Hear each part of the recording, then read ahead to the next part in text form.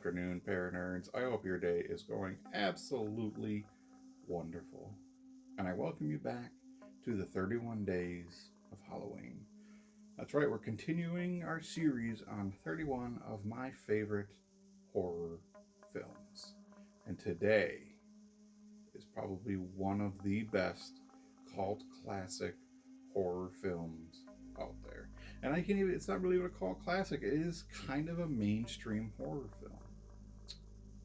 Two huge horror icons brought us this film. And I am talking about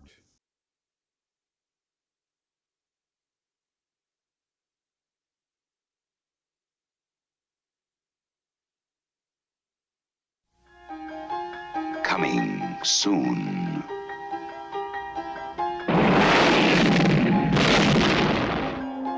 Jolting tales of horror.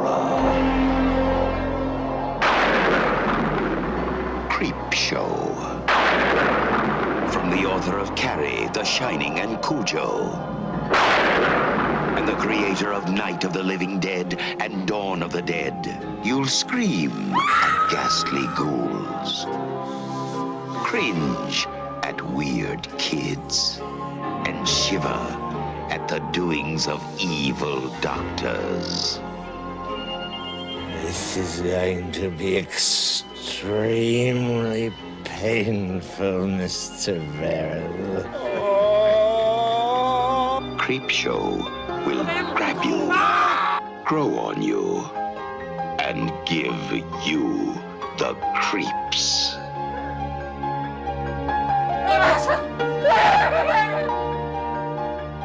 No, this is going to be an entirely new experience. Creepshow, the most fun you'll ever have being scared.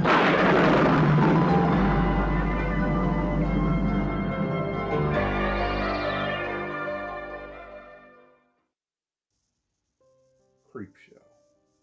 Yes, Creepshow, the greatest homage to the 50s horror comics themselves. Creepshow is in my top 10 favorite horror films. Absolutely fun movie. So if you have yet to see Creepshow, here's just a little bit about what it's about. I don't want to spoil it too much.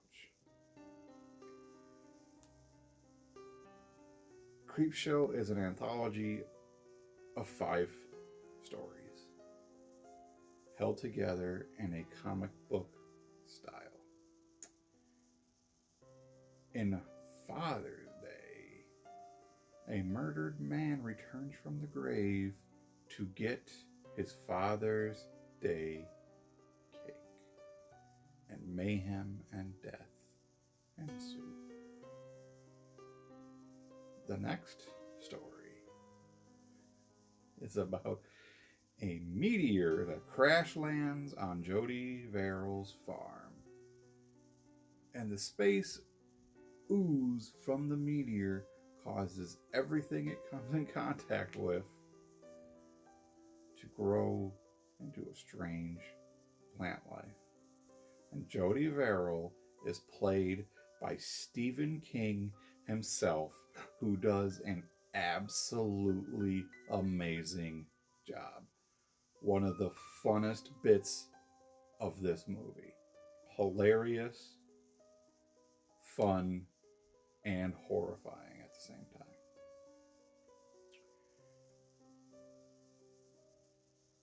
The next story is about a vengeful husband who buries his wife and her lover in sand up to their necks to wait for the high tide to roll in and drown them. What happens after that? Well, it's a horror movie, and it's the 50s horror style comic book movie. You know something weird's gonna happen. The vengeful husband, played by the great Leslie Nielsen, does a great job being funny and maniacal the same time. Fantastic actor. I love Leslie Nielsen. And I was pleasantly surprised the very first time I watched Creepshow. Naked Gun films, what was it? Spy Hard, sorry. Uh, Wrongfully Accused, Dracula Dead and Loving It. I watched him do all these movies. I didn't realize how serious of an actor Leslie Nielsen used to be. It wasn't until I saw Forbidden Planet and so many of his others, like his 1950s films and his 60s films.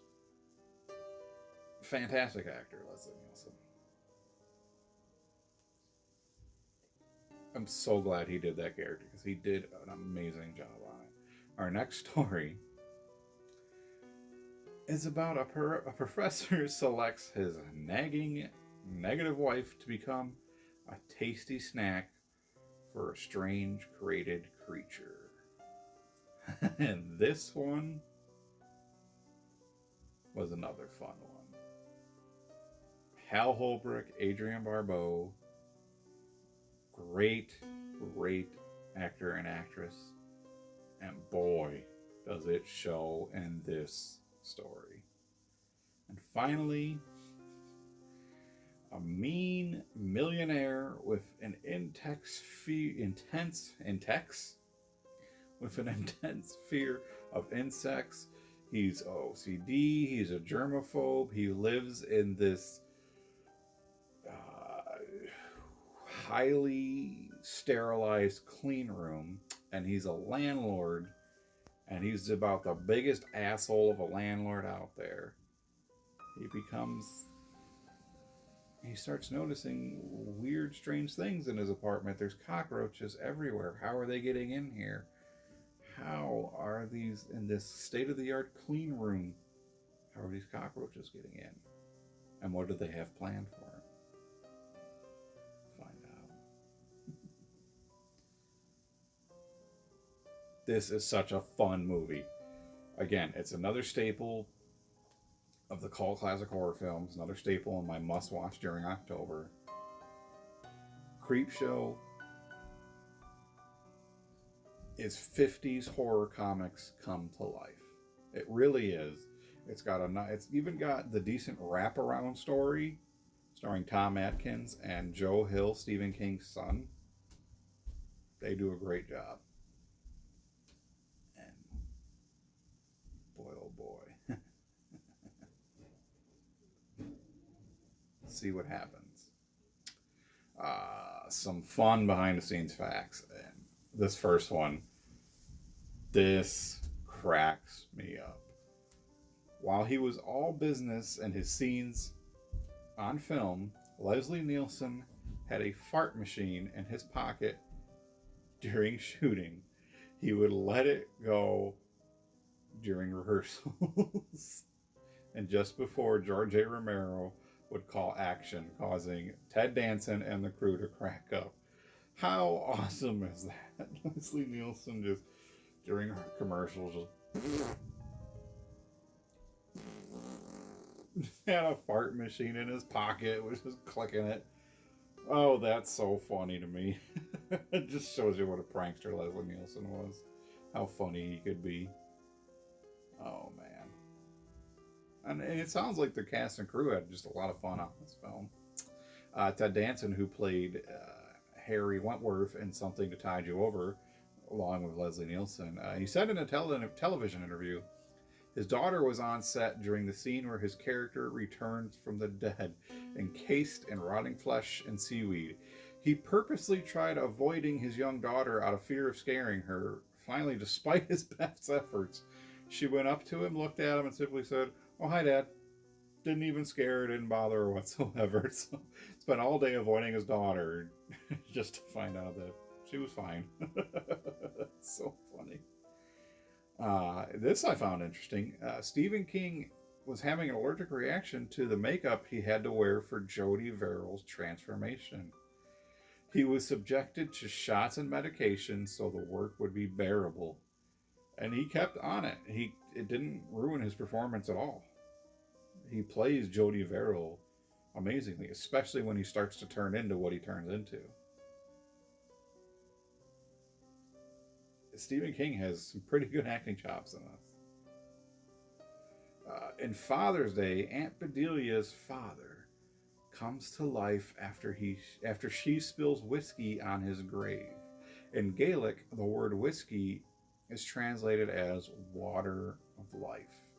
And it could possibly be a nod to James Joyce's book Finnegan's Wake, where in the book, a builder's laborer falls from a ladder, breaks his skull, but is revived when someone spills whiskey on his corpse at the wake. And in turn, the story of Finnegan's Wake is based on an old Dublin Street ballad. So this could be a nod to the story. It's not 100% confirmed, but it is interesting that that's what brings the father back in Father's Day, is a little bit of spilled whiskey. And that's a great story. I want my cake. Bring me my cake. It's Father's Day. such a good story. Every single one of these stories are great. Oh. This I could not believe when I found this out. The only George A. Romero film to open up at #1 in the weekend box office. Out of all of his work, this is the only one to open up #1. It's George A. Romero. Night of the Living Dead, Dawn of the Dead. What? How is it only #1? It's Creepshow. I don't understand it. According to Tom Savini, Fluffy, the nickname for the creature in the crate, at the end of the story, when he breaks out of the crate after it's dumped into the water, the remains of Billy were supposed to float out of the crate. However, this ended up on the cutting room floor, and I think it would have been a really creepy wrap up to that story. But I also understand why they didn't do it, because it would have implicated her husband. And you feel bad for the guy. Billy kind of gets what she deserves. But it's Adrienne Barbeau, and I love Adrienne Barbeau. And I didn't want to see her die, but you kind of hate Billy at the same time. But you love Adrienne Barbeau. You gotta love Adrienne Barbeau. She's a fucking sweetheart, man. Again, Creepshow is an homage to the classic horror comics that were extremely popular in the 50s and 60s. And I collect them still today. I look for all these horror comics. Creepy, eerie, ghosts, Tales of the Mysterious, Tales of Suspense. All these films, I actively search for them. Because they're fantastically written, illustrated greatly, and they have such creepy stories, and I love them so much. And I love horror. I love everything about horror. Stephen King and George Romero are a mixture that works amazingly well, and this is one of the best, if not the best, horror anthologies out there. It's done so well. Talented cast, amazing effects, and that memorable theme song that plays in the trailer and plays throughout the movie. I can hear it in my head right now, and I love it. Tom Savini, practical effects. You can't go wrong with Tom Savini. Excuse me. I love Tom Savini's fucking effects. They're amazing. Creepshow is still a lot of horror fans' favorites, and it deserves to be. It's an absolutely phenomenal film. You cannot go wrong with this movie. I will give it 5 horror comics out of 5. I love this movie. So much fun. Can't get enough of it. Cannot get enough of Creepshow. If you haven't seen Creepshow, Number one, how have you not seen Creepshow if you're a horror fan? And number two, find Creepshow right now. Stop this video, search for it on Netflix or Amazon Prime or whatever streaming device, or go out to the store and look for Creepshow. Do it. You will not regret it. Do it right now. Stop this video. Why haven't you stopped this video yet? Why aren't you watching Creepshow? You should be watching Creepshow right now. Don't be watching some idiot rambling on about Creepshow. Go watch Creepshow. Why are you still staring at the screen? Go. Go watch Creepshow. Do it. Go. Why are you still staring at me? Because I haven't done my outro? Is that what it is? All right. Well, I'll stop this video so you can go watch Creepshow, because you need to go watch Creepshow. And if you can tell me how many times I've said Creepshow in this video, send me the total number on Twitter and I'll send you a little something back. Thank you so much for watching. I truly appreciate you guys sticking through this. It means the world to me. I'm happy to bring these movies even to a new audience. If you haven't seen them, check them out, please. Thank you. We truly live in a weird world, so go out and experience it. Please. You have to go out and experience this. This world is full of amazing things, amazing people, and some really, really weird things. Thank you so much for watching, and have an absolutely wonderful day. Creepshow.